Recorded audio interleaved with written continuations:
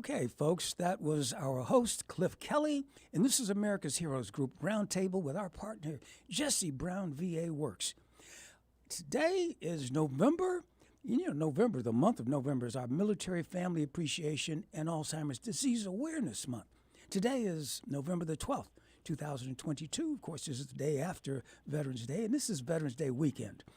Now, I'm your co-host, Attorney Ernesto Borges of the law firm of Borges & Wu, otherwise known as Bill Busters, and I, too, am a Vietnam veteran. Our executive producer is Glenda Smith. Our digital media producer is Ivan Ortega of Scouts Honor Productions.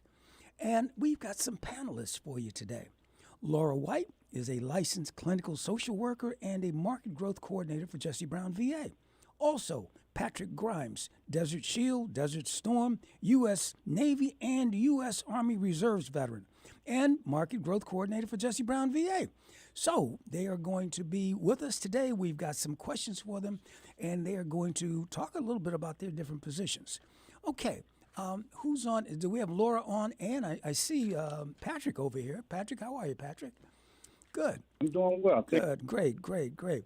And Laura, is Laura on the air? So I think she's not on the video. But I am in. I was not able to join the Zoom. Great. I called in. Great to have you here today. So it looks as if both of you have the position of market growth coordinator. Is that true? So now what is that position exactly of a market growth coordinator? First, you ladies first. How about you, Laura? All right. So our entire mission is to assist in identifying veterans in the Jesse Brown catchment and enrolling those veterans into VHA healthcare. So if they are eligible, then we get them in. And even if they are not eligible for VA care, we're also connecting with community resources to get those veterans the care that they need in the community. So essentially outreaching to all of the areas that we cover.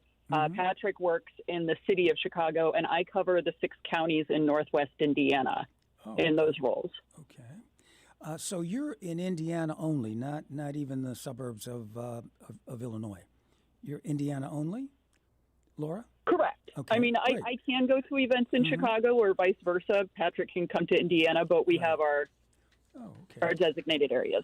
So basically, you both do the same thing, but in different territories? Is that pretty much the difference between the two of you, or what?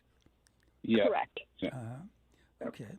So Northwest Indiana, of course, we're talking Gary and other areas over there. Correct, Laura? Yes. Yeah. I'm actually on my way to Gary right now. Okay. All right. I'm sure we have a big Gary veterans community over there. And in fact, I did serve with a few people from Gary when I was in Vietnam in 68, 69. Now, Patrick, you were handling the Chicagoland area, and you also handle the counties. I mean, the municipalities outside of Chicago, but within Cook County, or do you have other counties? Well, I have Chicago, then I have the southwest suburbs of Chicago. I see. Okay. Go ahead. You have the southwest suburbs. From north to south. Southwest suburbs. We have 3 community-based outpatient clinics in the Chicago area that I cover too. We have one in downtown Chicago, and then we have one that's located in Chicago Heights, and then we also have one in the Auburn Gresham neighborhood of Chicago. All right. And Laura has one in her community too, and that's Crown Point, Indiana. Right. I've been there, and certainly I go over to Auburn Gresham to the clinic over there oftentimes. Great. Excellent. Yeah. So now what drew the two of you to this position in the VA? I mean, you were a veteran, obviously, Patrick, having served in Desert Shield and Desert Storm. And what about you, Laura? What drew you to the VA? The VA in general, I come from a line of veterans in my family, my father, both my grandparents, a number of cousins. And when I was studying social work in grad school, I was very interested in substance use disorders. And so I started to look at veteran populations a little bit and did some research about self-medication and some of the issues that veterans deal with when they come home.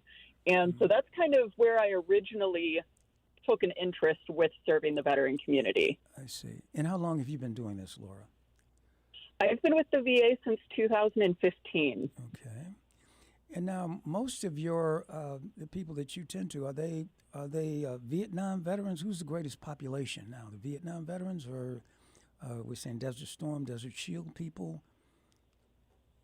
I would say that the population I've encountered most in Northwest Indiana has been some younger folks, actually. Mm-hmm. And yeah, so I've been enrolling, I would say, generally younger folks over there.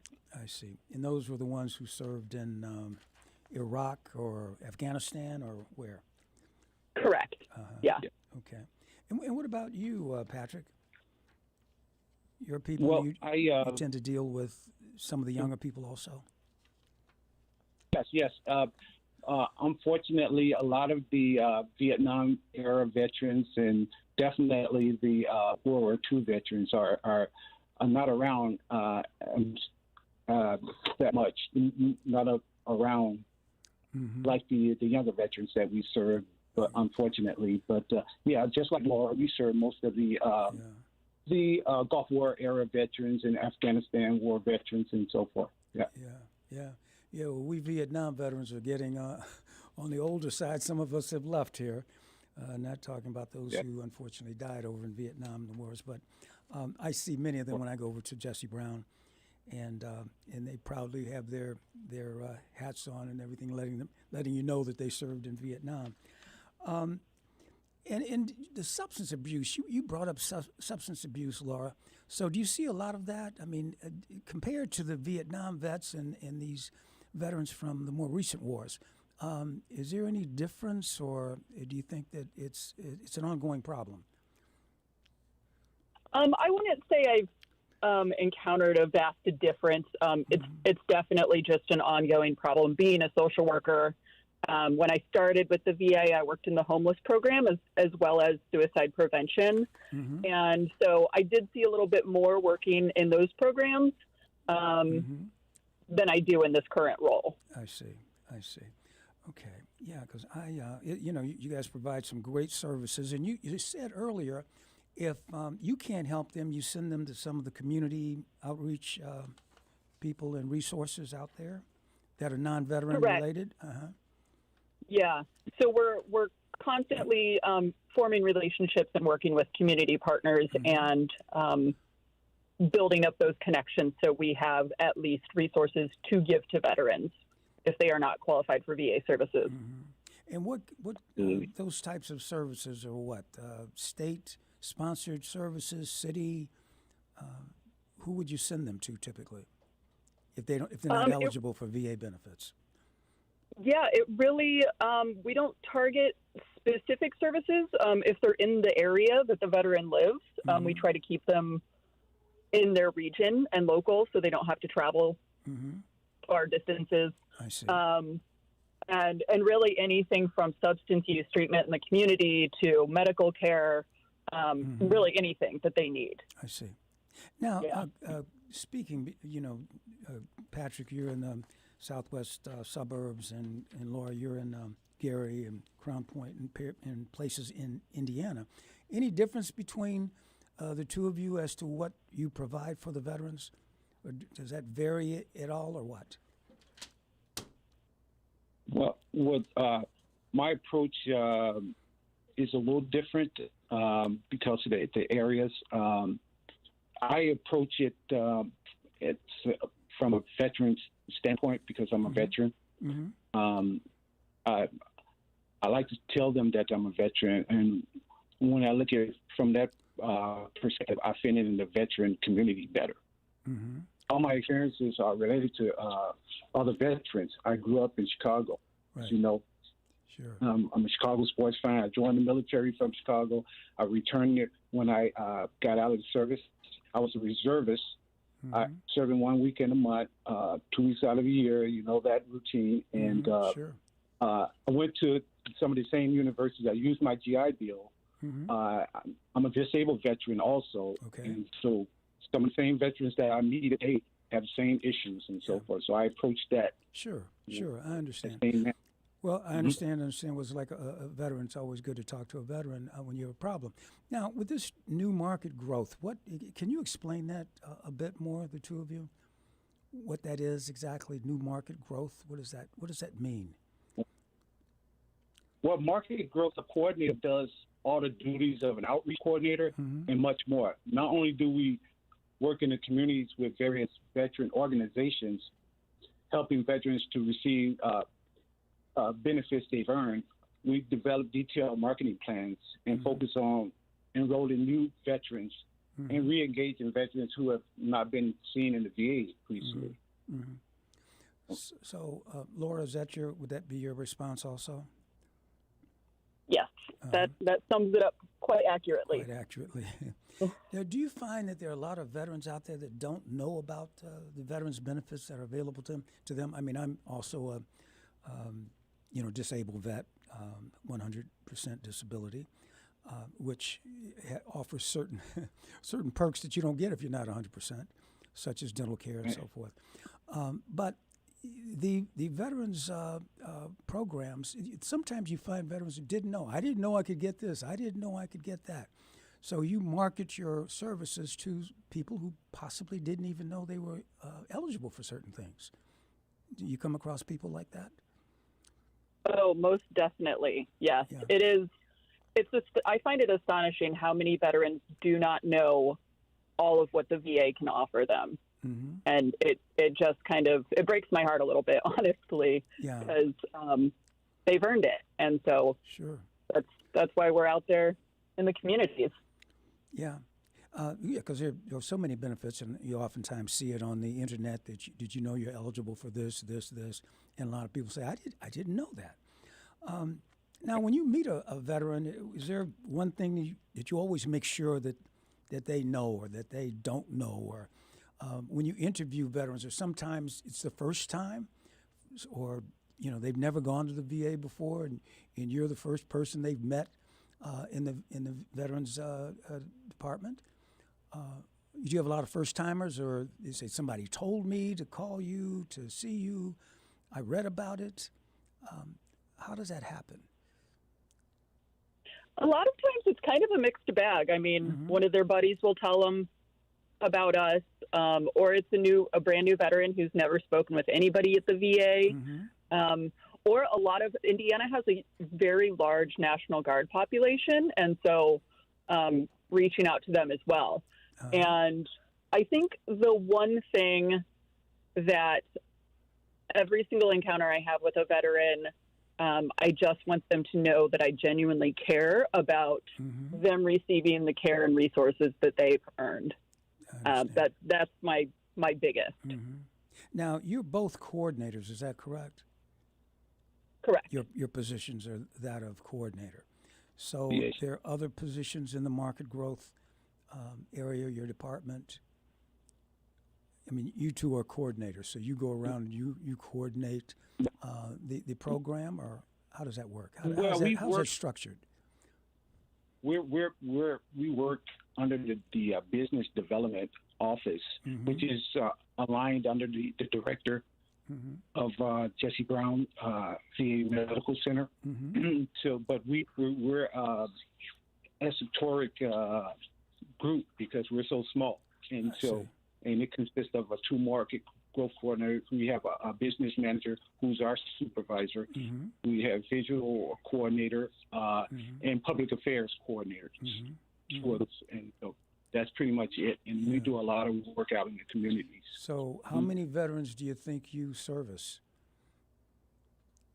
on a weekly basis, monthly basis? Do you have like a caseload? Each of you has a caseload? Is that how that works, or what? No, we don't. We don't carry a caseload. It's just whenever we go to events. So Patrick and I stay very busy going to events all throughout our catchment areas that we cover. Like tonight, I'm going up to Gary for a Middle East Veteran Appreciation Evening, and so if I encounter any veterans there, I'll get their information, give them my information, enroll them if they are not already enrolled, make sure that they have VA access, and then we might follow up with them and make sure that they got into the system okay and they're getting all of their needs met, and then move on to the next. Okay, so quick question. But- So when you say enrolled, now what happens when they're enrolled? Do they receive communications from you? Do they get phone calls, emails? How does that, once you're enrolled, what does that mean? Does that mean that you're going to disseminate information to them on a periodic basis? So once they're enrolled, I always tell them that they are more than welcome to reach out to me at any point in the process after they're enrolled. But since we're so busy enrolling new folks and identifying new veterans, that they have their primary care and they have their care set up and established within the hospital at that point. Yeah. So what would you say? A lot of veterans come to you, and are there certain disqualifying factors that you take into consideration before you send them to some community outreach?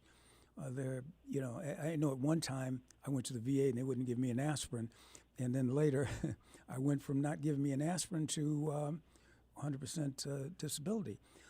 What disqualifies a veteran from getting benefits? Say somebody's got an honorable discharge, and would you turn them down, or are there certain requirements they have to have?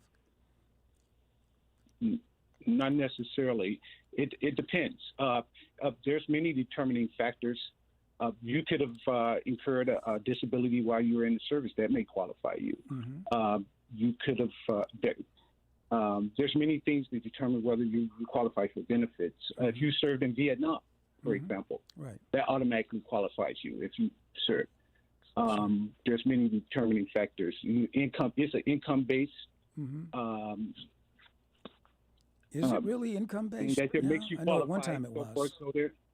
I'm sorry? I said I know at one time it was kind of income-based, and Yes. if you had certain level of income, they wouldn't treat you or give you benefits, at least medical benefits. But Right. Yeah, and it's based on income. Whether having a certain amount of income doesn't necessarily disqualify you. If you have more dependents and you reach a certain threshold, it still may qualify you because you have other dependents in your household, so forth. And I guess it must be heartbreaking when you have to tell somebody, "I'm sorry, we can't help you, but I can refer you to a community services group." And Laura, you did speak of that. Sometimes you have to send them to a community service as opposed to treating them at the VA. Yes, and that's it's always a disappointment. Unfortunately, we don't make the rules of who gets served at the VA. But and I think that is one reason why it's so important for Patrick and I to build up those strong relationships with community providers, so we know. We have a sense of where we're sending them. We aren't just, just not taking a shot in sending the them dark out and sending and them anywhere. You're on your own. You Exactly. You have relationships with these community services, so you can call them up and say, "Look, I've got somebody that I need to send over to you." This is great what you guys are doing. How long have you been doing this? I think Laura, you said since 2015.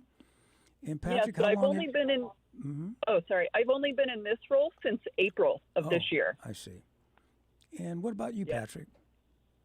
Well, I've been with the VA for 8 years, but I've been doing outreach for 3 years. I see. So how would we reach you? Did they just call Jesse Brown VA and ask for one of you? Or do you say, I want to get hooked up with the market growth coordinator? How would the public meet you? How greet you? Or get signed up with you or enroll with you or what have you?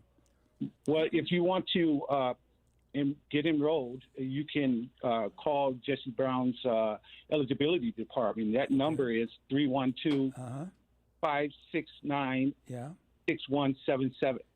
Or you can go online to yes, sir. Okay. And you can go online also to apply at www.va.gov/health benefits. Okay, health benefits. So, all right, folks. So call 312-569-6177 or go into va.gov healthcare /healthcare benefits. Well, you two have been very helpful. Are there any last parting words or you'd like to give us before we come to the end of the show? Anything? I just want to thank you for having us on. It's an exciting new program that we're doing, and I think that we're going to reach a lot of folks. So okay. I'm excited about it. So thank you. Great. Well, And I want to thank you personally for serving. And it's veterans like you, the Vietnam veterans, that paved the way for us. Well, thank you, and thank you for your service also. Yeah. Thank you so much for the two of you coming on and joining us here on America's Heroes Group. Okay, we'll talk to you again. I'm sure we'll invite you again. Thanks so much for what you're doing. Thank you. Okay. Okay, folks, that's it for the end of this show. We've got, this was Patrick Grimes and Laura White, and we will just stay tuned, folks, and we'll be back shortly. Thank you for watching another episode of America's Heroes Group, where we provide education about resources and information for our veterans, military, and their family.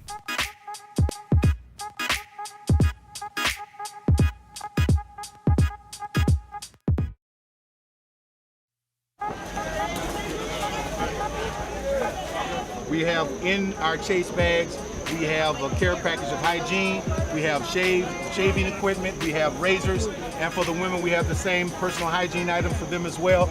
And we want to say thank you for their service. This is Chase Bank. Thank you very much. People in the neighborhood, free haircuts, and service and food. Look good.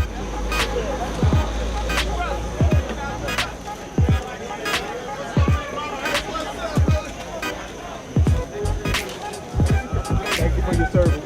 Thank you for your service. Thank you for your service. Thank you,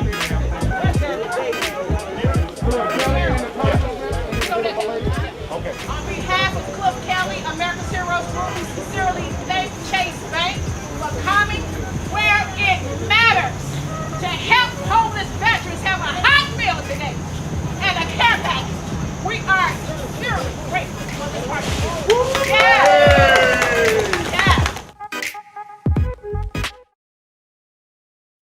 Welcome to America's Heroes Group. Hear your voice where we connect the disconnected intentionally.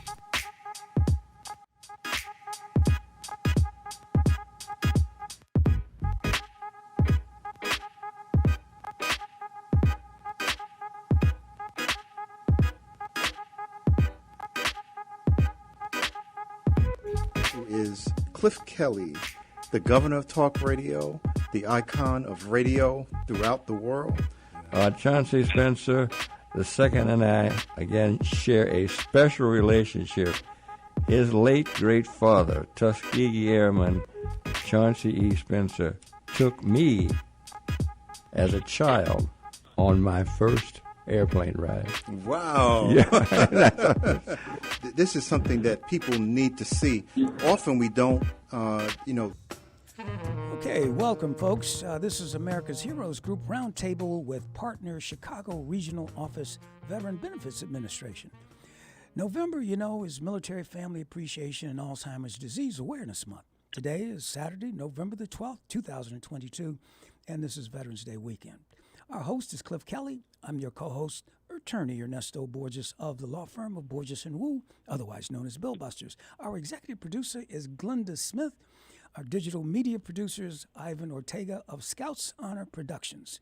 And we've got some panelists on today, and they are, we've got Kevin Hall who's on, and he is a Persian Gulf War and Operation Iraqi Freedom U.S. Navy medic veteran and Chicago Regional Office Homeless Veterans and Justice-Involved Outreach Coordinator.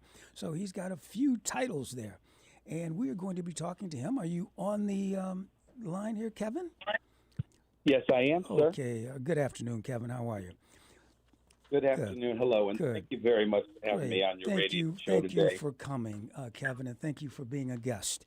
We want to discuss some of these things, benefits for homeless and justice-involved veterans. So I'm a veteran. I'm a Vietnam veteran, and I'd like to know what's out there for some of these homeless veterans and justice-involved. Can you tell us a little bit about that? And tell us about, VA justice-involved veterans outreach programs that you've got, and what is your role to support these incarcerated and justice-involved veterans? Well, thank you very much, as I was saying, for having me on the show today. Sure. It really, truly is an honor to participate. And I'd like to first, just like you, to begin by expressing my gratitude and extending a warm Veterans Day wishes to all of you out there who served our great nation. So you mentioned about justice involved in veterans, and that's a very important topic right now. The topic of incarcerated veterans, it's timely, but it's not one that often sees a lot of discussion. As a reference point, more than 180,000 of those who are incarcerated in the U.S. today are men and women who served in our United States military, and nearly 5 of them here in Illinois, 5,000. Approximately 2/3 of those incarcerated veterans served in combat, and over half of them struggled deeply with issues like PTSD, depression, traumatic brain injury, or substance use. And so why it's important for us to conduct veteran justice and healthcare reentry veterans programs is for us to be able to regularly go out and engage with this veteran population through outreach by going into the jails, the state and federal prisons, to facilitate access to services at the earliest possible point. Are you here in the Chicagoland area? You're the Chicago Regional Homeless Office, right? So you go over to Cook County Jail and some of the prisons? So I go into some of the state and federal prisons as well as the Cook County Jail and the treatment courts as well. And, our main focus with that is like when I go in there, we're trying to, like, I provide presentations, information, benefits, I answer questions, and just try to listen to what's important to them. But even more importantly, we know that following release from incarceration, these veterans often feel lost, and they're at increased risk of homelessness, extended unemployment, even suicide. And that's why it's vital for us to help them with as smooth a transition as possible by reconnecting veterans to VA care and benefits to which, they may be immediately entitled to upon release from incarceration. Do you find that they have the veterans have combat veterans compared to non-combat veterans? Is there any difference when you visit? Does it seem as if the combat veterans are more affected than non-combat veterans? Or it's interesting you said that because I do notice a difference, and a lot of it has to do with, I would say, the stigma involved with that. And so, for example, one time just to share a brief story, I went into a prison recently, and they announced me as a VA employee, and this was a combat veteran who immediately burst into tears. And when I sat and asked him what was on his mind, he said the biggest internal burden with being in prison for him was that he just felt a deep sense of disappointment in letting down his country and no longer feeling worthy of being called a veteran or receiving assistance or care from VA. And that, I just had a strong sense in that moment. He was not the only combat veteran, not the only veteran. So it was important for me to remind him in that moment and just share, hey, things may not have gone exactly as planned. You probably didn't envision yourself incarcerated, but on behalf of a grateful nation, you need to know, and every veteran out there needs to know if they're listening, that you are and always will be a worthy veteran, deserving of every VA and other benefit that you're entitled to. A lot of these veterans served honorably, and they're entitled to anything that can help them gain independence and stability when returning to the community. Right. Now, what is the impact on a veteran's disability benefits when they're incarcerated? I go to Jesse Brown, other people go to Jesse Brown, but if I were incarcerated, I'm not going to get Jesse Brown treatment. How does, if they get disability benefits, I get disability benefits. Is a veteran still entitled to disability if he's incarcerated? That's really a great question and one of the least understood out there, so I'm glad you asked that. Incarceration uniquely affects the veteran population because you're absolutely right. Their VA benefits are impacted. They can be interrupted or they can be suspended. That's why it's extremely important that a veteran or his or her family notify VA of incarceration as soon as possible to avoid potential overpayments. In fact, if you don't mind, I'd just like to very briefly touch over that because I think it's important. The type of conviction and benefits of veterans receiving makes a difference. For example, service-connected compensation, which is paid for benefits related to service and goes from 10 to 100%, and also veterans' pension benefits are completely reacted differently. For what I mean by that, it affected differently. A misdemeanor conviction, there's good news. Veterans are entitled to maintain their full service-connected monetary benefits while incarcerated, no reduction. But for a felony conviction, not the same. After 60 days of incarceration following a felony conviction, that veteran's disability income is going to drop from 20% or greater all the way down to 10%. And so that can have a huge, huge financial impact. And even for pension, it's even more so in that because that was a needs-based benefit, if a veteran is receiving VA pension and then they're incarcerated, whether it be for a misdemeanor or a felony conviction, starting on day 61 of incarceration following conviction, VA must stop paying those benefits to a veteran. So it's really important to understand this and be able to notify VA as soon as possible when you're going to be incarcerated. But let me ask you this. Is there a difference between a county jail is full of people who have not been tried. They're just being held, with a bond they couldn't pay or whatever, but they haven't been convicted as yet, although they are incarcerated. And let's say you have a veteran who's in county jail who's not been convicted, but he is incarcerated. Is he entitled to benefits? Really important separation that you did there, because when calculating days of incarceration, it was going to impact upon VA benefits. VA uses the first full day of imprisonment following a conviction. Does not count any of those days spent in confinement while awaiting trial, even if they're counted towards your overall time later on. VA does not calculate that, and a veteran, whether in jail or prison, if they're awaiting a decision, they are still entitled and eligible, still entitled to all benefits because the decision hasn't been made, and we want to give them every chance to get the benefits they've earned through their service. All right. Now, can a dependent family member file a claim for additional financial support while a veteran is incarcerated? You said that. I see this a lot, and the answer is absolutely. And this is really critical as well. It's all or part of a service-connected disability benefit that VA pays that's no longer able to be paid to the veteran while incarcerated, may be a portion or paid out instead to that veteran's spouse, child, or in some cases parent. In fact, this is often one of the most discussed areas that I am involved with while meeting with an incarcerated veteran. Oftentimes the veteran's the primary wage earner, and upon a felony incarceration, that decrease in his earned wages and also his monetary benefits from VA while in prison can have devastating financial impact on the family. In fact, for example, I just met recently with an incarcerated veteran that was a significant wage earner and also had service-connected VA benefits that had dropped from over $3,500 a month down to $150. Family was struggling. They were at risk of homelessness. They were just unable to make ends meet.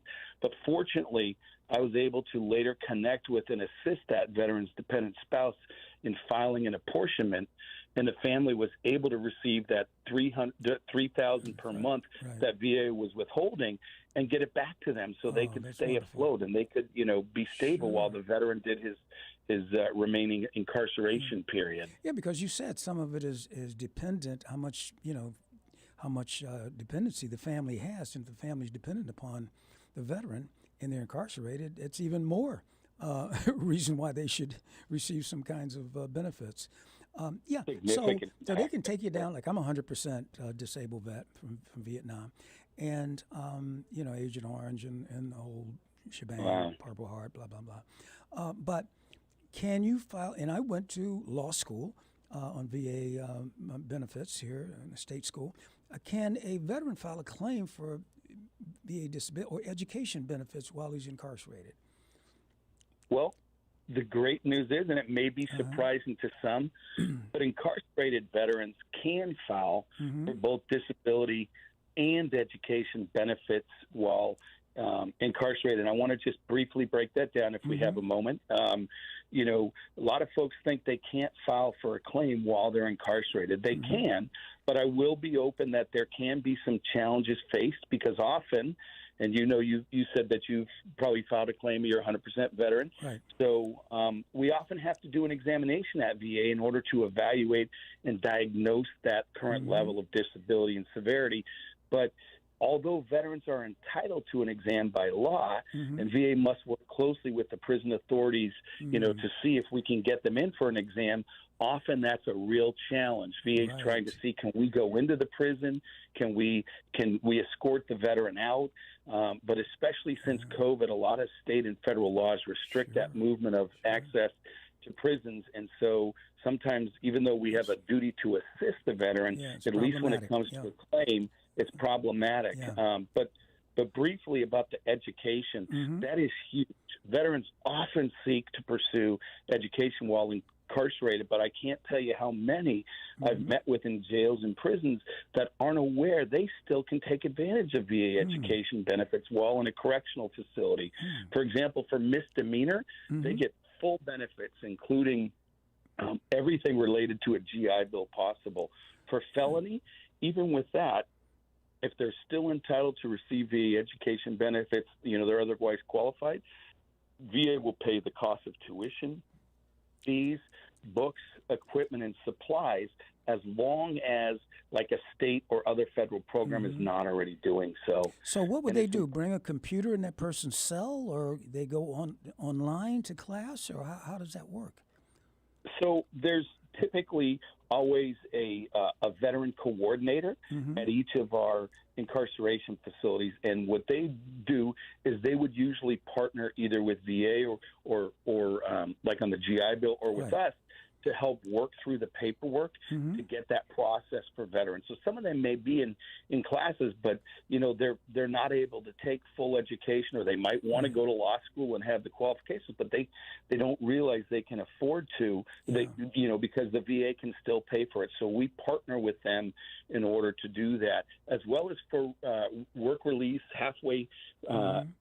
What they call them halfway house programs. When they get released and they're still maybe on parole, or they're on a halfway facility, and they're allowed to go up maybe to school or go to work sometimes. And then absolutely. And we work with them very closely on that. Really the only exception is for what we might call like a fugitive felon, where someone has an outstanding warrant for the arrest. Maybe they've been released, or we notify of them. For that, we need to show that warrant was cleared or quashed. Otherwise, we're just not allowed to pay any benefits or even treat them. It's important that they get that taken care of on the justice involved side. Yeah, because you want to go in and quash that warrant, and because if you have an outstanding warrant, a bitch warrant, what have you, that's a problem. But it's wonderful. So when they get out, veterans can take advantage of the veteran VA disability benefits and educational benefits, and also the state of Illinois has benefits also for VAs, for veterans, don't they also? Absolutely, the state of Illinois has a lot of veterans, and a lot of veteran programs, and they also do outreach. So sometimes we partner with the state.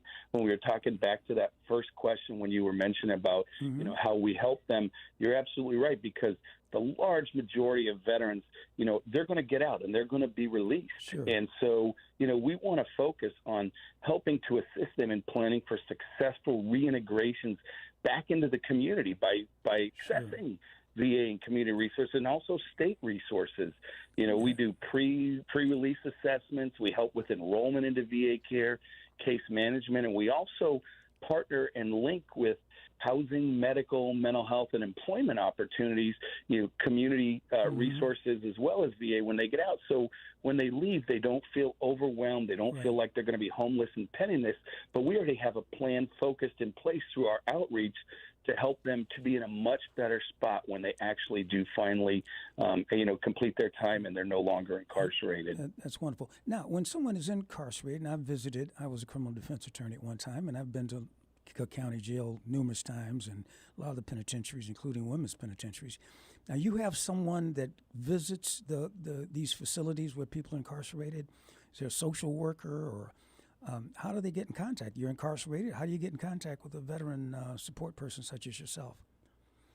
So what happens is a lot of these places, and that's a really good question because it can seem like, how is this going to happen? So we routinely do, we partner with the jails and the coordinators at the prison facilities, so that when we have a veteran who's within, like our target population might be 6 months to a year of being released from incarceration, they're providing us with lists, and we're setting up dates and follow-on so that they've got our information and we've got theirs, and we've sometimes met with them, one or more times while they're still incarcerated. Or while they're still incarcerated. So we're not like doing it as they're knocking on our front door saying help, but we're helping to ensure they have a place to go, and sometimes a job lined up or things like that ahead of time. So we're working closely and getting the list from the correctional facilities, so that, because they have a vested interest, and many of the workers there are also veterans, and they really want to help support just a beneficial and upstanding transition for them. Right. Some of the jail and prison staff are veterans. That's great. Now, you have treatment courts, people who have drug problems, or how do these treatment courts play an important role in the support of the justice that veterans get? Sure, and I know you guys have taken time and spent a lot of time discussing those in the past, so I won't go in great detail, but we spent much of our discussion today discussing, incarceration and the impact of it. The beauty and the benefit of these veteran treatment courts is we partner with the legal system. Now, just explain treatment courts. What is that exactly? So a veteran treatment court is a program where there's an appointed judge, and there's a team that involves the state's attorney's office. There's a social worker from VA. There's a benefit person like myself. There's parole officers. And our primary focus is to identify veterans that have struggles such as mental health or traumatic brain injury or substance or alcohol use or things like that have brought them into the justice system. But rather than focus on incarceration, their goal is to avoid incarceration by providing these folks with the treatment, the rehabilitation services, the care that they need, so that we can address the core issue that, that combat-related veteran who's struggling with PTSD, and we keep them from being incarcerated, but we get them sorely needed benefits. So it's often a 2-year program where, they'll have to report to court, 2, sometimes 3 times a month. We've got training and education and things that they have to do. It's not always easy for them, and they'll say that, but we just had a recent graduation at Skokie, and, the veteran there talked about how, he had gone from just a struggling veteran to an individual that, now is a mentor.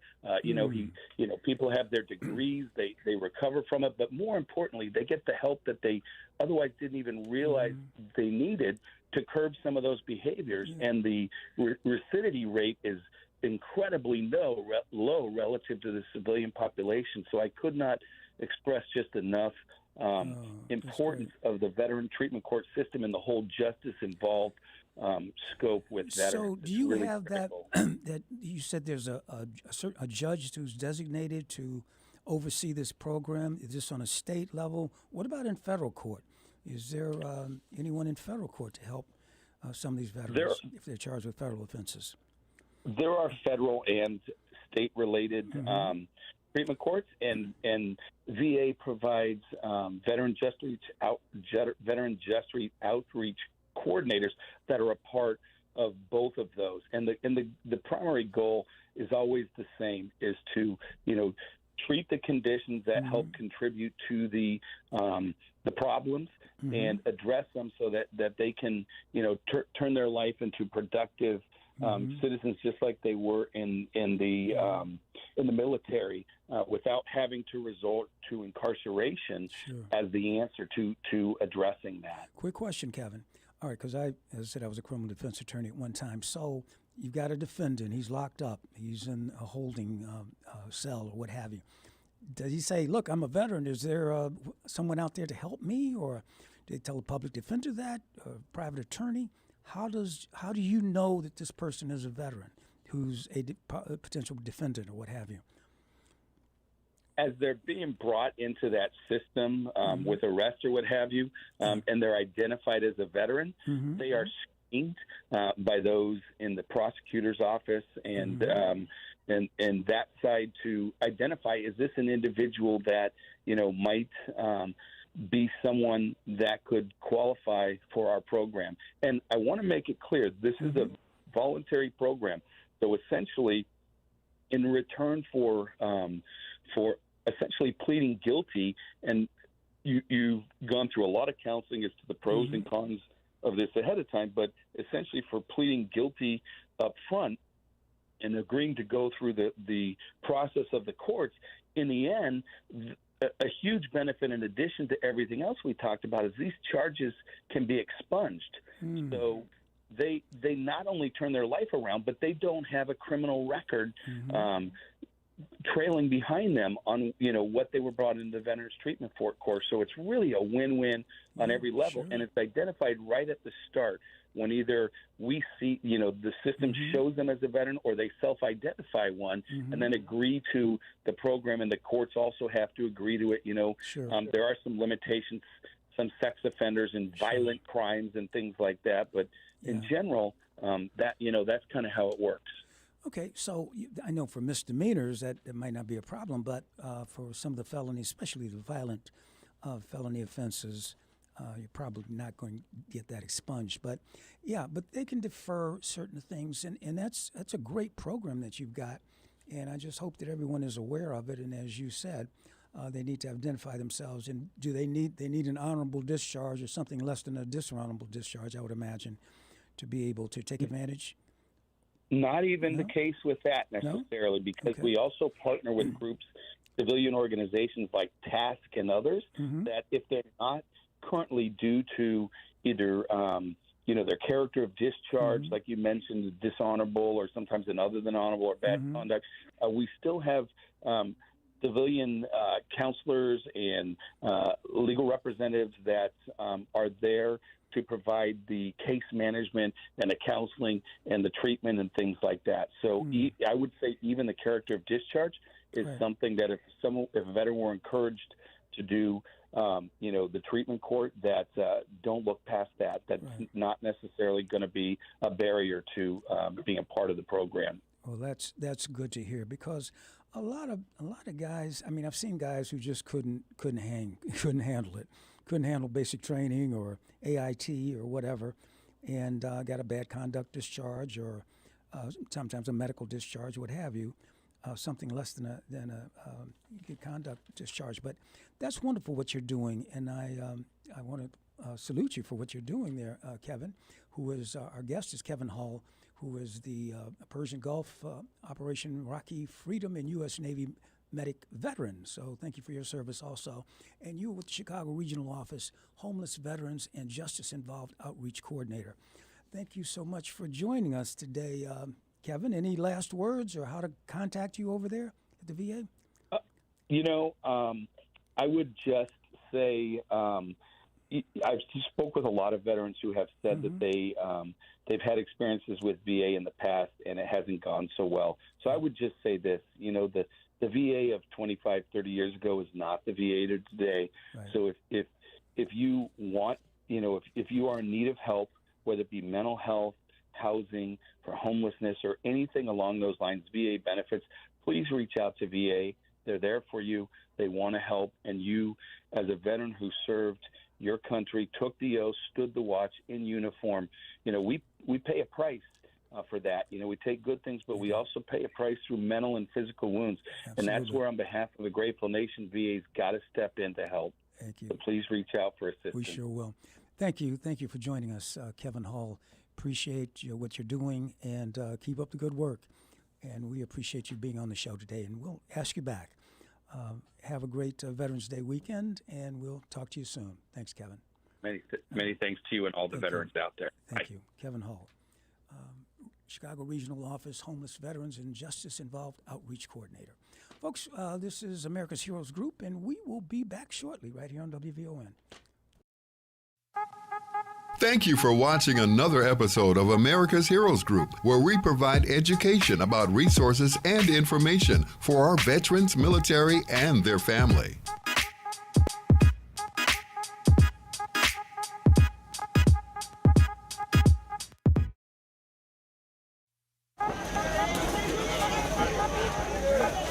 We have in our chase bags, we have a care package of hygiene, we have shaving equipment, we have razors, and for the women we have the same personal hygiene items for them as well.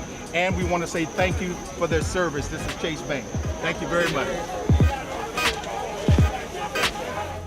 People in the neighborhood, free haircuts, the service, the food. Look good.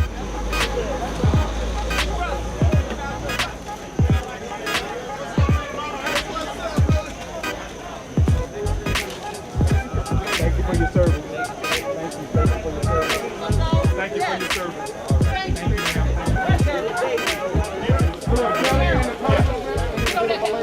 Okay. On behalf of Cliff Kelley, America's Heroes Group, we sincerely thank Chase Bank for coming where it matters to help homeless veterans have a hot meal today and a care package. We are sincerely grateful for this partnership. Yes.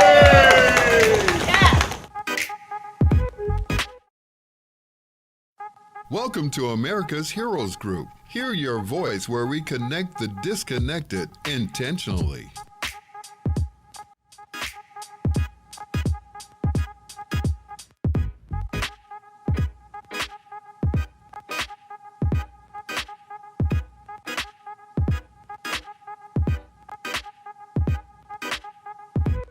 Who is Cliff Kelley, the governor of talk radio, the icon of radio throughout the world? Chauncey Spencer II and I, again, share a special relationship. His late great father, Tuskegee Airman Chauncey E. Spencer, took me as a child on my first airplane ride. Wow. Yeah. This is something that people need to see. Often we don't, do the things to show how great our people are. It changes the paradigm of how people think about us, about the collective consciousness of what it means to be us. And we've been having great conversations about trying to get more African Americans into aviation. And we got a bill that we're trying to get passed that would allow the Pell Grant to be used to help finance aviation education. This is where I started with this entire conversation by saying, if it were not for America's Heroes Group, I would have given up. So I want to get all my accolades out the way on behalf of America's Heroes Group. Ms. Glenda, thank you. Thank you for encouraging me to press on. I would encourage you all to support this organization. One thing for sure, America's Hero Group is out there. Ms. Glenda will take the time. Ms. Glenda Smith will take the time to listen to you and to steer you in the direction that you need to go. Thank you for watching another episode of America's Heroes Group, where we provide education about resources and information for our veterans, military, and their family.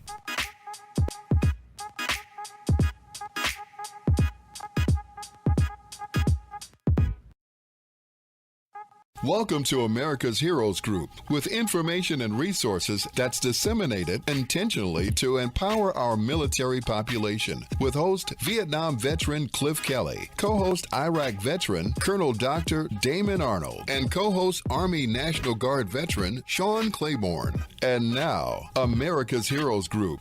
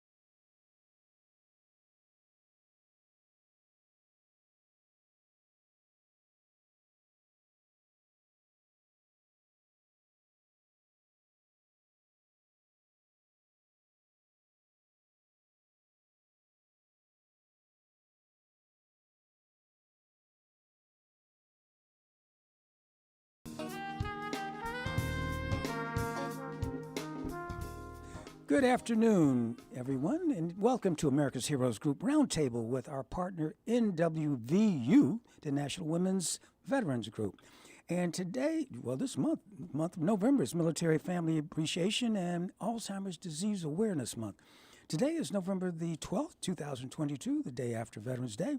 Our host is Cliff Kelley. I'm your co-host today, Ernesto Borges. I'm an attorney with the law firm of Borges & Wu, otherwise known as Bill Busters. Our executive producer is Glenda Smith. Our digital media producer is Ivan Ortega of Scouts Honor Productions. And our executive producer, Glenda, is going to join in today as another co-host. So we have a partner and a guest today. Her name is Michelle Crump, and she is a U.S. Army veteran and founder and president of National Women's Veterans United. And are you there, Rochelle?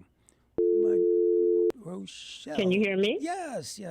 How are you, Rochelle? I Great. haven't seen you or talked to you in a while. I'm doing just fine. Great. Absolutely, and good to hear your voice and know that you're there and still doing what you do best. Yeah, well, thank you. Good to hear from you. And today is This is Veterans Day weekend, right? Absolutely, absolutely. But you know we're going to be veterans way after that weekend. That's for sure. Now, we just had our midterm elections, and we had our state representatives, our senators, and various other governors and so forth, and some are local state representatives in Congress and other positions, governor, and throughout the nation. So I see you're the national president of National Women's Veterans United. Now, how do these elections, how are they going to affect you or your organization? Is it good or bad? We got good news, bad news, or what? How does that impact your organization? I am going to say that I see it as an opportunity. There are some changes, obviously, in, who won and who didn't win. And when it comes to, like the legislation and voting and things of that nature, I've always stated to our membership that, we are not just red and blue, we are red, white, and blue. So what that means is that we are American and that we basically are we don't care what side they're on. We want to know what side we can get the best support and the things that we need to help our veterans. Right. So, I see it as an opportunity for some who will be coming in, fresh and not really, they may have been in politics or whatever, but maybe they don't know all the issues. Maybe they don't know too much about veterans, and our job is to start knocking on doors. Right. And I see that as an opportunity to let them know exactly what it is that we need for our women veterans, because that's who we represent, but also collectively for our male counterparts. Right. So, in essence, we're ready to knock on doors. Right. It's very important, Rochelle. It's Glenda. What you just said. Hi. What you just said was red, white, and blue. Because if we really look at what happened Tuesday night, the Republicans were shocked out of their mind because two demographics came in and said, you're not going to scare us with this rhetoric. We're not going to vote on this hate thing and this racism thing that you guys got going with this. The 2020 didn't. He's not our president. The independents and the young adults. If you want young adults between 18 and 35 decided across this country what was in their best interest and who they wanted. So what you said hit a home run. It is red, white, and blue when it comes to programs and services, when it comes to veterans and military family members. Because if you can't do it in the blue and the red wants to, the table should be leveled regardless to who's sitting there with two legs on it and a conversation. And that's how it should be. United. Tuesday night were independents voting united. They didn't vote based on party affiliation or party loyalty. They voted on what was best for right now. They played the long game. Did you see it, Ro?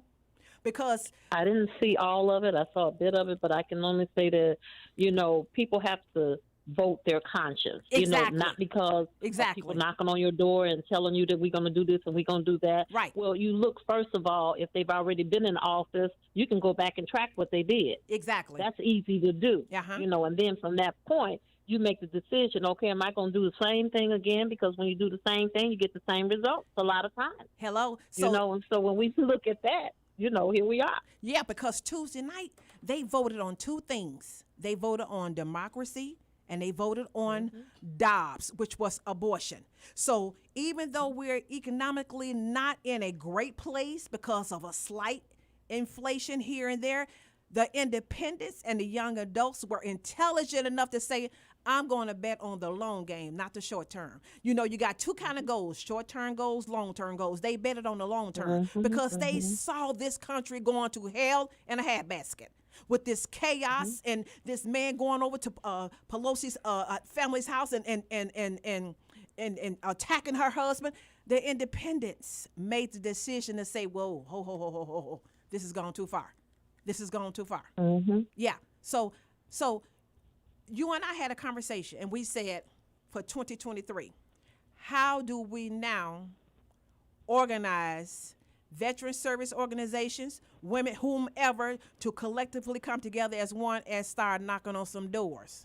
With social media right there. Social media is social media right there. So we need to film, we need to do whatever it takes, because when we ask you questions about veterans, family members, service programs, we need to document what you're saying. So in 2 years, we got you. In 4 years, we got you. In 6 years, we got you. You can't run that BS anymore. Game is over. Game is over. Because go ahead. And the shameful part of it a lot of times is that the funding that you get, I can talk for NWVU, is that the funding has never come from anyone in Illinois. Funding came from Birmingham, Alabama. We don't live in Birmingham, Alabama. We have like one or two members there, but, and that's what they are. They're members. They're not like the advocates that we have put in that place. They told them about our organization, but they've never approached that foundation. That foundation found us. So if they can find us from Birmingham, Alabama, then why can't Illinois find us here?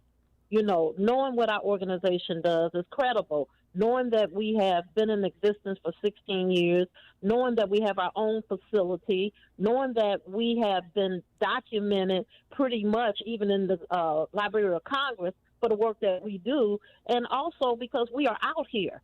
We're out here. The VA actually sends the women veterans to us for services, and even homeless women veterans to us.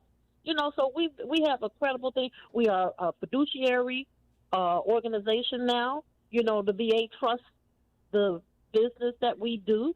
So I'm not sure why the dollars are not set out like they should be for organizations such as ours. It's always a grant, and we're looking at that because we're a charitable organization, and it looks like a lot of money is being put more so into business, than it is for not-for-profit organizations. So, you're up against that little beast also, where now we are considering looking at, okay, do we need to divide our organization to have a business side and a not-for-profit side so that we can be on both of the tracks? Since we can't do it on one side, we need to start preparing to do it on another side. So let me ask you, Rochelle, getting back to the elections a little bit, Tammy Duckworth, of course, who is a veteran, has been reelected to a 6-year term as a United States senator.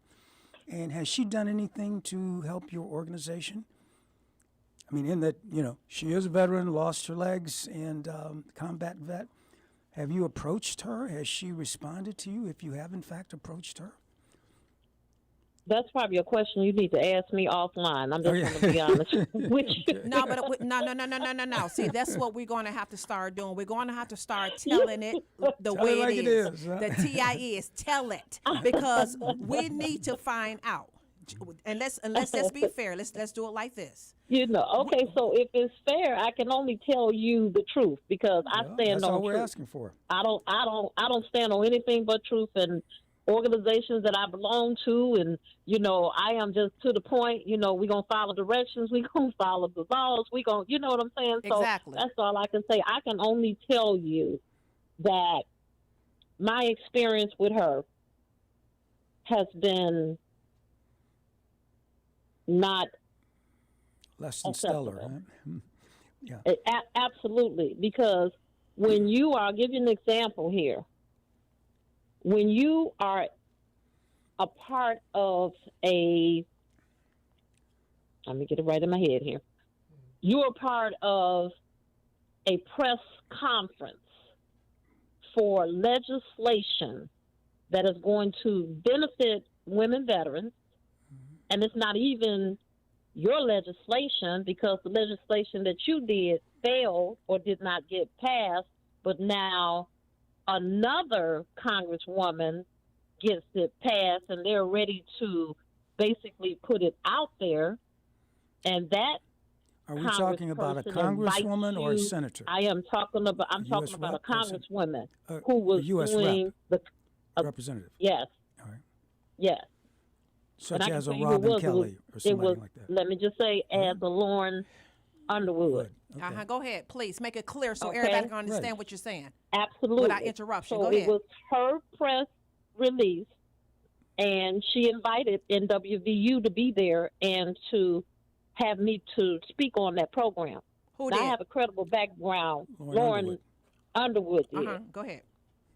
My credibility for the services that I have done and being the director of Veterans Affairs for the city of Chicago, the assistant director for the state of Illinois, worked for the federal department 23 years, Veterans Affairs, the whole thing, on and on, is credible.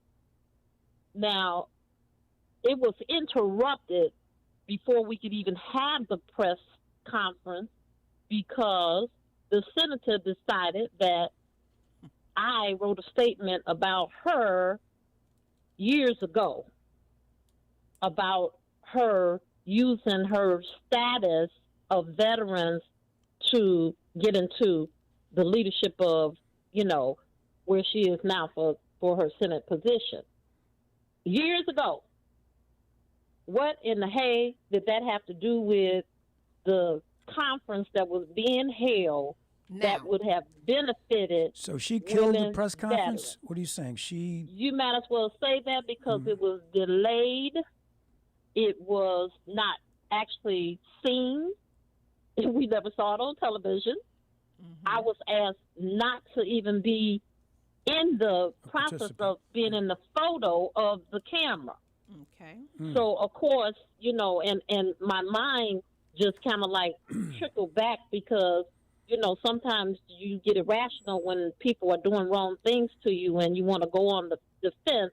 And I'm sorry that, you know, I had to maintain that because what I should have done was probably went on and just said what I really needed to say. I wanted to say it to her, but then I also looked at legal ramifications behind that. You know what I'm saying? So I had to, you know, just stay away from that whole process. But it really bothered me that that bill was not sufficiently put out there where it would have benefited women. Exactly. So that's the kind of thing that you deal with, you know, when you are dealing with some people who basically are not, you know, a part of, I would say, understanding what their role really is, because that's not a role of a role model or a leader, in my opinion. Because why would you dig up something about Mark Kirk that I said years ago, and then it interrupts everything that should have come forward? Was this something that happened in Lauren Underwood's district, congressional district, or was it here? And was Tammy Duckworth present at the time? And was there a bill that Lauren Underwood had submitted to the Congress? Yes. Okay. Yes. And what happened to the bill? Yes. The bill basically passed. I'm sorry, I can't tell you exactly what it was. Died in committee or what? Bill, you know, right now I can't, you know, you just asked me about the person, and I can just only tell you about that person right now because I don't want to make an error in that part. What I'm telling you, there's no errors in it. So, you know, when I look at, you know, your question was, have I asked her to do anything? I can't even approach her. Okay, so I could not approach her because I don't trust her. Okay, so if she would do something like that, and I were to approach her, then that could be a whole another ball game. I got you. Okay, I don't know. Okay, so let's do this.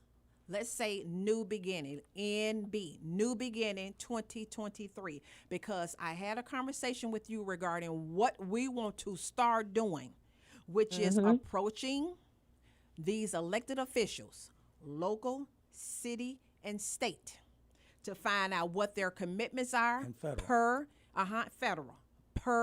elected official, local, city, state, and federal, per social media, live Facebook, live with everything that America's Hero Group does. And so we want to document what their commitments are regarding programs and services regarding veterans, women veterans. So we're going to have two categories. Overall veterans, right? That's military. So you're talking about the veterans, the military families, and then you're talking about women, because we already know women veterans are the demographics of the highest PTSD suicide, the highest homeless veterans, the highest unemployed. We already know what it is. What we want to know now is fastest growing population now of veterans. Exactly. So the new beginning of 2023, what are you going to do? And see, we're going to document it. We're going to document it. So in 2 years, here it is. In 4 years, here it is. In 6 years, here it is. You're not going to be able to walk it back, because we're going to document it live while we're talking to you. What the hell are you going to do? Has she ever been on this show, Tammy? No, she has not. But in fairness, hold on, because that's when I said a new beginning. I will call the office and get in contact with the director of communication and invite her on. If she says no, fine. If she says yes, fine. I'm going to report it. That's what I'm going to start doing. I got you. Per local, city, state, and federal. We're going to start reporting, because what clearly I saw on Tuesday, independents caught you guys off guard. Independents are switching. You don't know what they're going to do. So all of these pundits and these posters, you got it wrong, because independents told you one thing and did something else. And that was smart. And I am an independent. And see, they don't know what you're going to do. You know. And you need to keep it like that. Yeah. Because I look for truth. I look for truth. I look for results. But in fairness, and I it's look split. for You're looking execution. at the TV there, U.S. Senate, 49 Democrats, 49 Republicans. It's a split. Our country, unfortunately, is very divided. Yes, it we still know that. is very divided. Yes, And but even though Ernesto is divided, we still have to allow people individuality to choose for themselves. What are your point of views based on what you're thinking, how you're feeling? Not because you are a Republican, not because you're a Democrat, not because you're independent. What are you thinking? What do you think is best? That's what understand. That's the People point I want need to to get be to. informed. Some people are not informed. Exactly. Some people don't want to face the truth. Exactly. Some people want to deny the results of the election. And that's fine. There are 200-300 people running for office who were deniers of the results of the election. And did you notice a lot of them did not get elected? And some people of them are not did. crazy. Look at DeSantis. Look at Kemp. They got elected governors of Florida and Georgia, and they're about as crazy as you can be. And you also have to look at the fact that people are afraid to speak up. They are. You understand? Because of certain things. If they may lose their job. They may lose a position that they're on. They may lose a seat on a board. They might lose. You know, I don't owe anybody anything. You know, I am some fool may come to your house and attack you. I am absolutely. So I am not in debt to anybody except, you know, the people who I got loans from for, you know, different things, homes and things like that. Those are only people who I owe. I don't owe anybody anything. I can say what I need to say. I try to, like I said, stay with truth and execution of what needs to happen, and to be the leader that I need to be to push through what we're asking for, because it's never about one of us. It's about all of us. Exactly. So it's never about me. I'm working on the best interests of the women in which I have been engaged with. I know what their issues are. I know what we need to help them. And I also know about this homeless stuff, too. Only thing that has changed about homelessness is the face. That's it. This has been going on forever, right? Yes. There's too many, if we just say that, how many, you know, vacant buildings are there here? How many vacant warehouses are there? places where we could actually house them. It is no way that veterans should be sleeping under the viaduct in tents with a cover over it. It's unconscionable. It is. It's shameful, and it's not something that makes America great.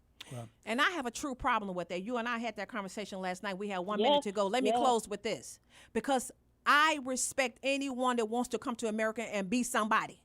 But I have a problem with the fact that you all are these immigrants who are coming in forcibly, and you are finding a place, which is shelter, providing some type of food and something for them.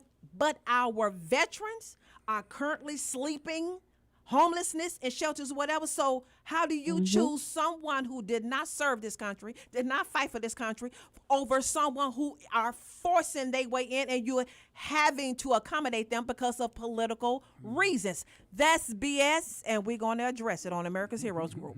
Rochelle? Absolutely. Okay. And they sent some of them to Martha's Vineyard. They better strap in, because guess what?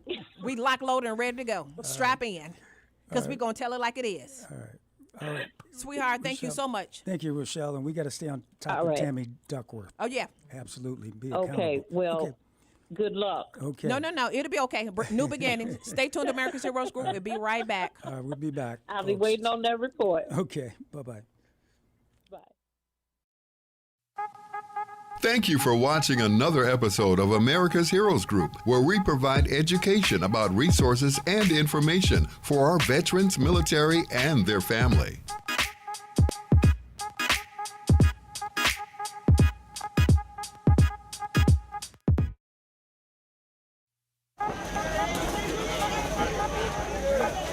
We have in our chase bags, we have a care package of hygiene, we have shaving equipment, we have razors, and for the women we have the same personal hygiene items for them as well. And we want to say thank you for their service. This is Chase Bank. Thank you very much. People in the neighborhood, free haircuts, and service and food. Look good.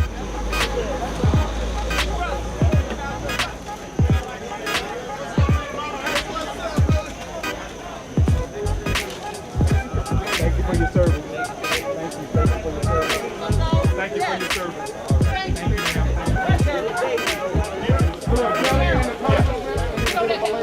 Okay. On behalf of Cliff Kelley, America's Heroes Group, we sincerely thank Chase Bank for coming where it matters to help homeless veterans have a hot meal today and a care package.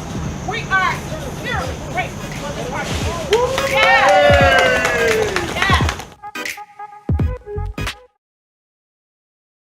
Welcome to America's Heroes Group. Hear your voice where we connect the disconnected intentionally.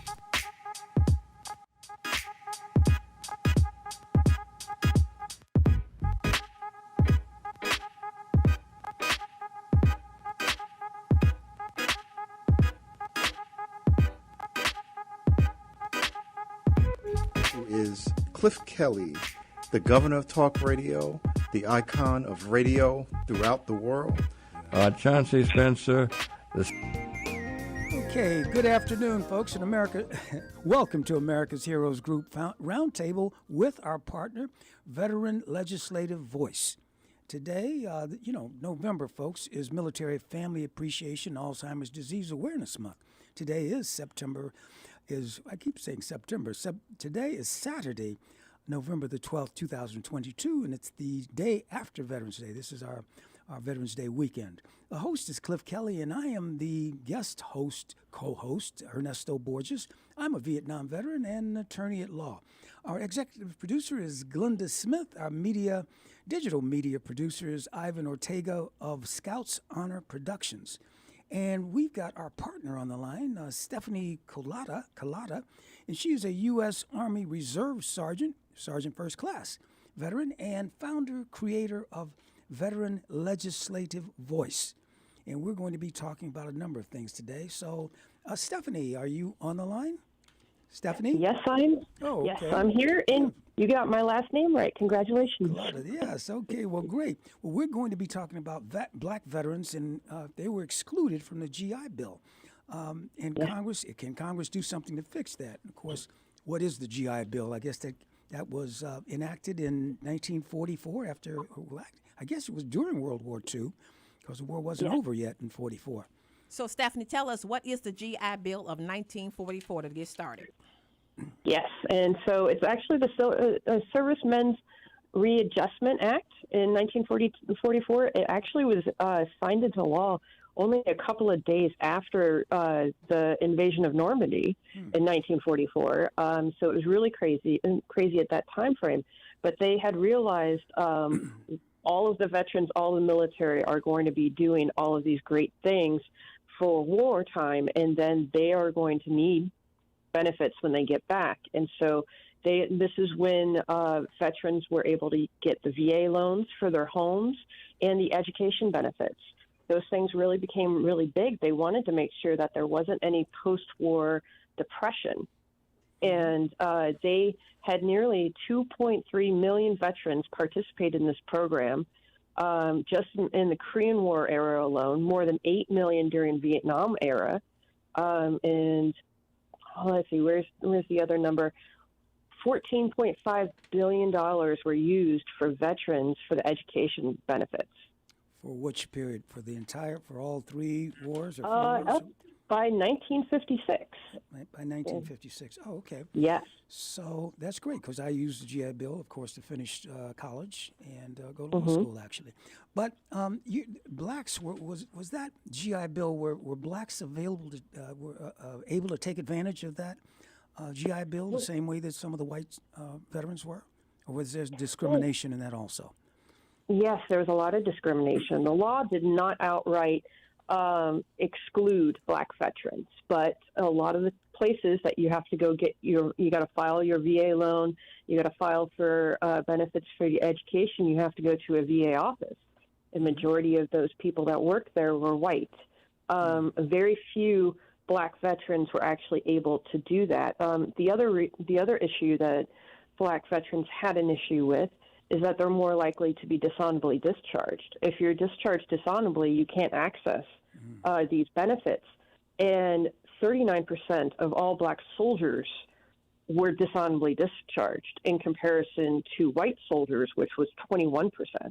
Really? This is in after World War II? Yes, sir. During the World War era?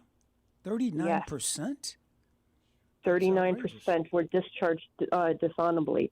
And it's really frustrating because that was also, where they had the battle fatigue and combat fatigue and not a great understanding of PTSD. And they found that majority of those people that were dishonorably discharged, now they attribute it to their PTSD. So a lot of veterans that had been dishonorably discharged for Vietnam War, and I know for any of the wars after that, they have been getting their discharge category changed, upgraded. Yes.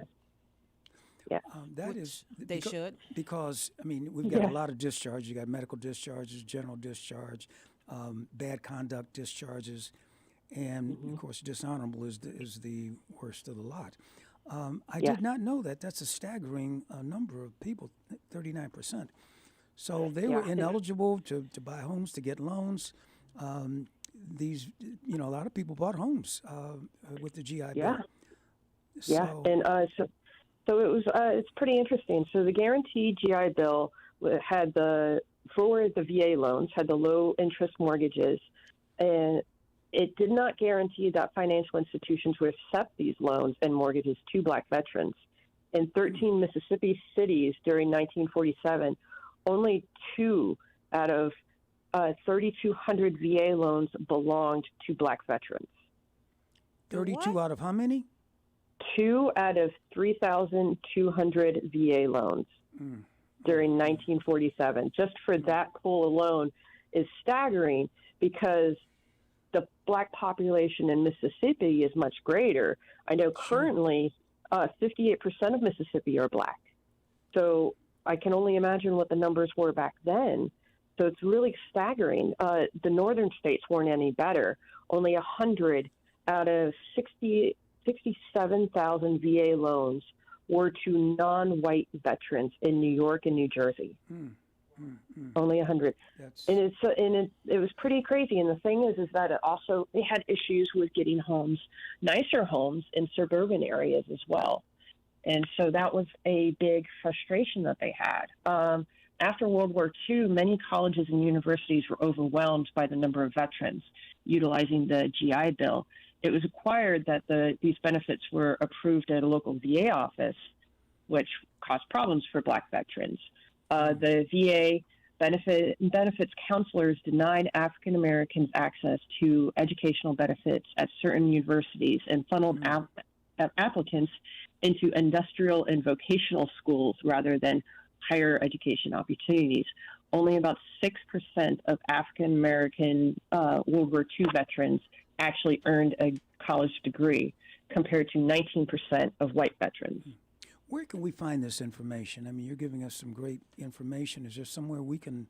Do you have a website or somewhere? This is staggering. You can actually Google it. There's been a lot of really great news articles. NPR did a good special on it. There is the Black Veterans Project that does a lot of research as well. They try to focus on capturing all of the history and narrative for all Black veterans, and they do a lot of work and research on this. I listened to one of their people the other day, a couple of weeks ago, with the Minority Veterans of America. They did their own big exhibition annual event, and they talked about these type of things too, and it was really amazing. This is unbelievable. Yes, it is. There's this reparations movement, but certainly there should be some reparations for these veterans and their families who were unable to take advantage of the GI Bill. And now the people who worked in these offices, the veterans' offices, are these are civilians primarily, or are they military? The people who denied. They're government civilians, and many people that do work for the VA back then and also currently are also veterans, because they have a veterans preference hiring preference to that. So you get extra points on the configuration that they make when they evaluate, your resume, your experience, and everything. You get extra points on the formula that they have. So you have a higher likelihood to get to make the final list. Right. Now, that was the GI Bill. Are there other benefits that blacks or non-whites are being deprived of? It's a good question. I didn't do much study on that, but what I do want to talk about though is actually there is a congressional bill that was introduced. It's called the Sergeant Isaac Woodard Jr. and Sergeant Joseph Maddox GI Bill Restoration Act of 2021. It's great to try to highlight this bill because congressional session will close at the end, actually in the beginning of January, because, we just had the midterm elections. So all of the bills that haven't been passed turn into pumpkins by the beginning of January when the new crop is sworn in. Right. So it's really important to try to get this bill passed, because what it does is that it extends these benefits to specifically Black veterans of World War II. It also includes their surviving spouses, and certain direct descendants, like their grandchildren, would be eligible to certain housing loans and educational assistance administered by the VA, just like it should have been years earlier. Which means this bill could directly affect the HBCUs. And descendants of military family members to get education there, which means they can use the GI Bill that they didn't get if this act passes. Is that what you're saying? Yes. Now, who sponsored this, and is this? And what is the status? Is this in the House? Is it in the Senate? Or who initiated this bill? Do you know? I do know one of the person that sponsors was Senator Moulton. He's a Democrat, I believe, from Massachusetts. And there is a House bill, because they're identical companion bills. The other one was, I believe, from Senator Representative Claiborne from South Carolina.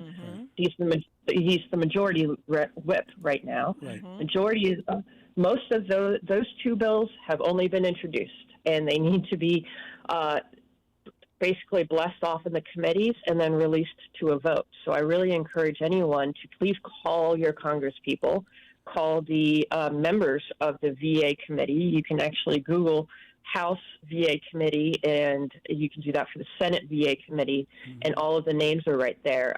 You can actually get the phone number for the chairmen of these committees, because they'll answer to any constituent that's concerned about these type of issues. You do not have to be a constituent to these people. You can call them and say, I want you guys to bring it to a vote. We need to get this passed now. And so that way these people can get their benefits, and it would just be so much better.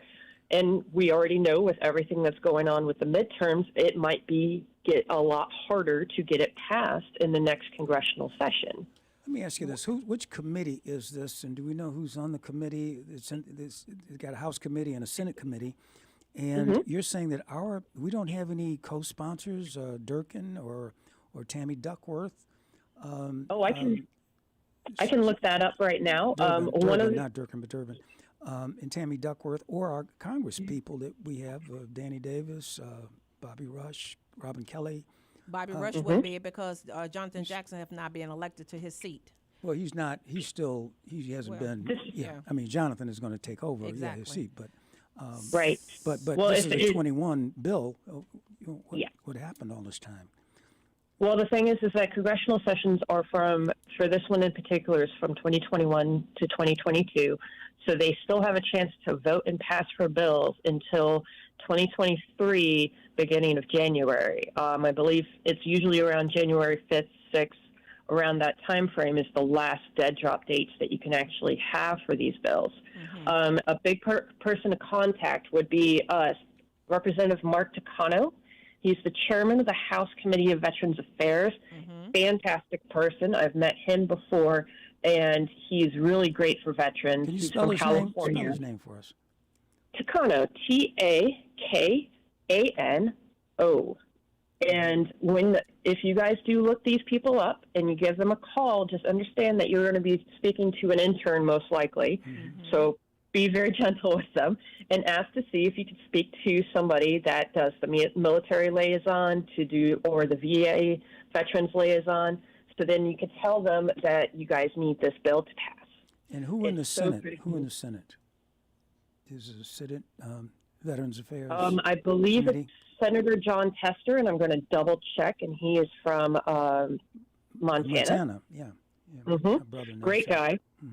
Very great guy. And so those guys and their people are used to hearing from people that are not from their actual constituent base. They want to make sure that they can see, get all of. I was correct. It is Senator John Tester from Montana.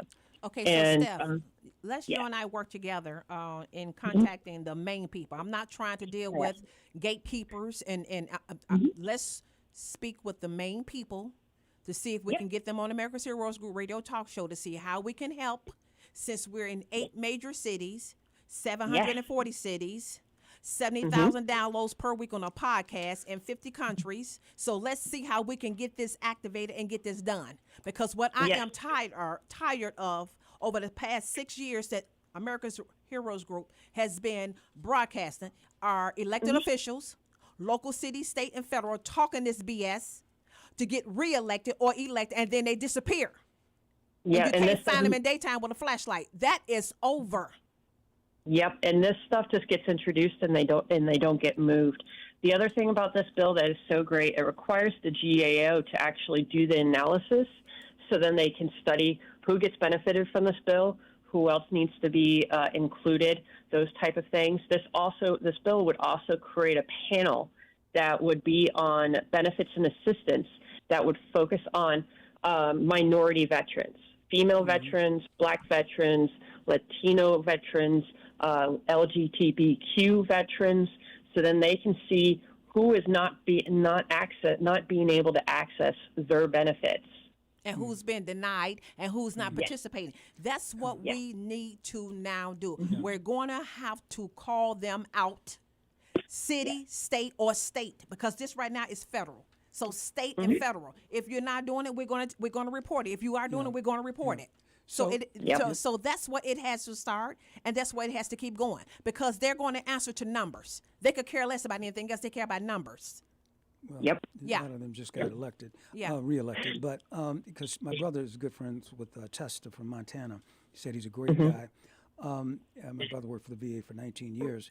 But this needs to be out of committee. Absolutely. It's got to come out of the Senate committee. It's got to come out of the House committee. Then they have differences, and then they get together, and then they iron out their differences, and then they send it to the floor, and then the president could sign it if it passes both Senate and the House. But who were these guys, Maddox and Woodard? Were they guys back in the day, or are they? Yes. So they're all they were denied. These guys were denied benefits. Well, actually, here, let me check it. Actually, Sergeant Maddox was, despite he was accepted to get the master's degree at Harvard, but he was denied his benefits at the local VA office. You know how hard it is, even for a black person to also be accepted into Harvard back then for a master's degree, and he was denied. And then Sergeant Woodard was assaulted by a police chief when he returned from war, and then this became a big hot topic back then because the all-white jury decided to acquit his attacker. These are World War II vets, these two guys? Yes, both of them. Okay. All right. Yeah. We're going to get on that. Yes, and then so the House bill, it's H.R. 5905, and the Senate bill is 3210. Repeat that, Steph. H.R. what now? House bill?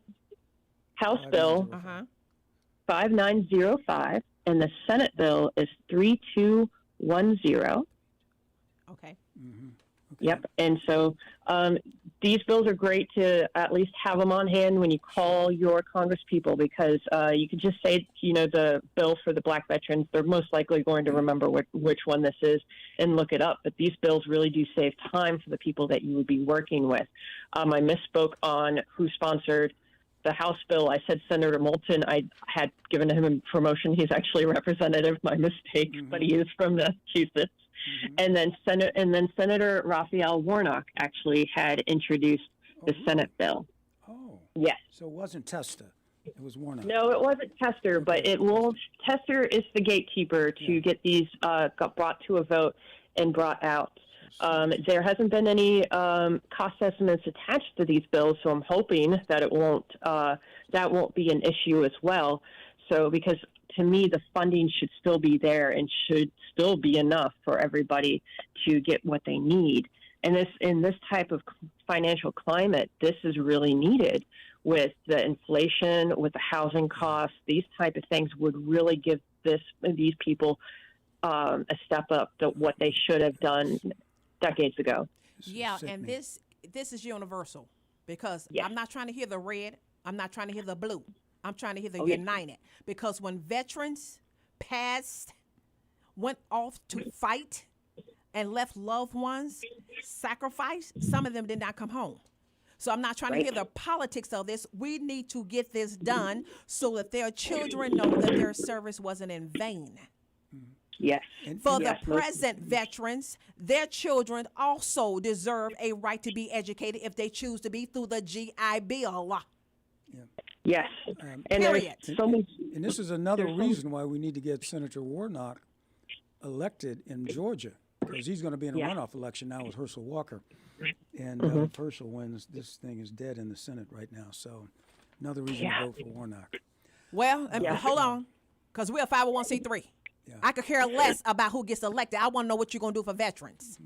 Who will best serve veterans across these 50 is a states? sponsor of the bill. That's what I'm saying. He's a sponsor of the so bill. let's get him on America's Heroes Group to hear who will best serve veterans out of Georgia and why you need to be elected. That's what I care about. Anything else, you can keep it. Right. Yes. Pass the bills. We don't care who you are. Exactly. And what color you are. Exactly. Pass the bills. The flag is red, white, and blue for a reason. That battlefield is one. Yes. As Obama Most said, definitely. we are a United States. Yes. And it should be that way. In a house divided, cannot stand. Yes. So anyway, thanks for. Are we at the end of the show yet, or do we have a little time left? Getting ready to close out. So, Steph, Stephanie. what are your thoughts about Veterans Day yesterday? What did you do? I mean, what are your thoughts? It's a mixed bag for me because I do like going out and celebrating it, and then when you try to do the benefits, it kind of gets overrun with a whole lot of veterans and busy restaurants and places. So it's an interesting mixed results. And I'm actually down in Orlando right now for Food and Wine Festival at Epcot and enjoying my time with my family, which is awesome. And so it's been pretty good. I do want to let everybody know Veterans Legislative Voice is on Facebook, Instagram, and Twitter. Bravo. VETS, legislativevoice.org. A lot of information on how to contact your Congress people, what to say when you contact them. You can Google and look up these bills. I do post on these bills on a lot of different social medias. If you guys have questions, reach out through these social medias. I'm very responsive and love to help with anybody that wants to get these things passed. Well, America's Heroes Group is so proud to have you as a partner.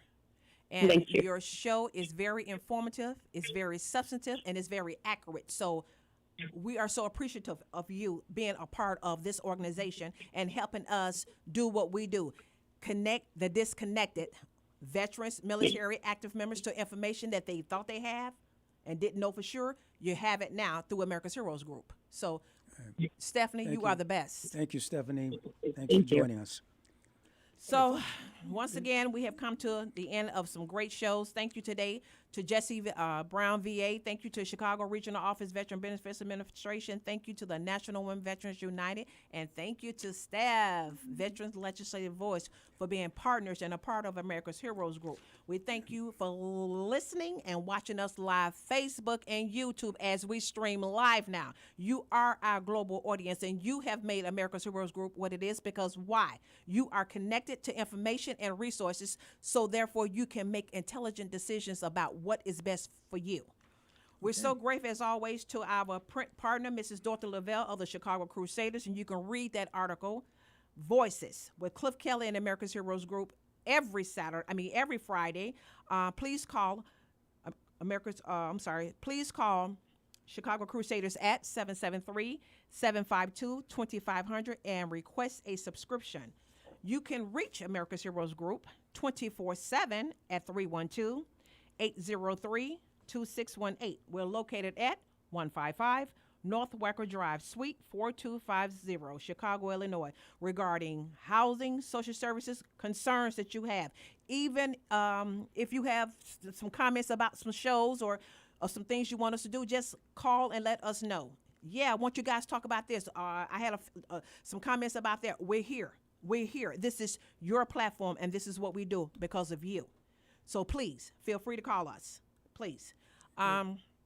Veterans Day yesterday meant a lot because I have family members, uncles, and friends, and relatives, and as I stated. So Veterans Day means everything because let's understand why America is free. Because countries come here because the defenders of democracy and the Constitution fly in the air, they are on the land, and they under sea. So our armed services keeps this country what it is. So always remember to respect and appreciate veterans, their military family members, and active service members, because we sleep at nighttime when we don't know that half of what they've seen, what they've done, and what they've gone through. Please understand that. Please understand we need to respect and appreciate our military population at all times, not just on Veterans Day, but every day. Please.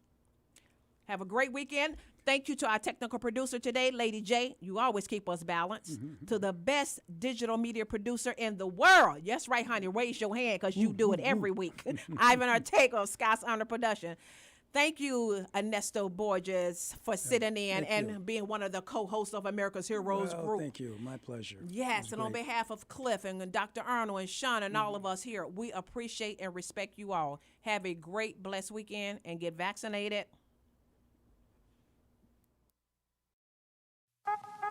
Thank you for watching another episode of America's Heroes Group, where we provide education about resources and information for our veterans, military, and their family.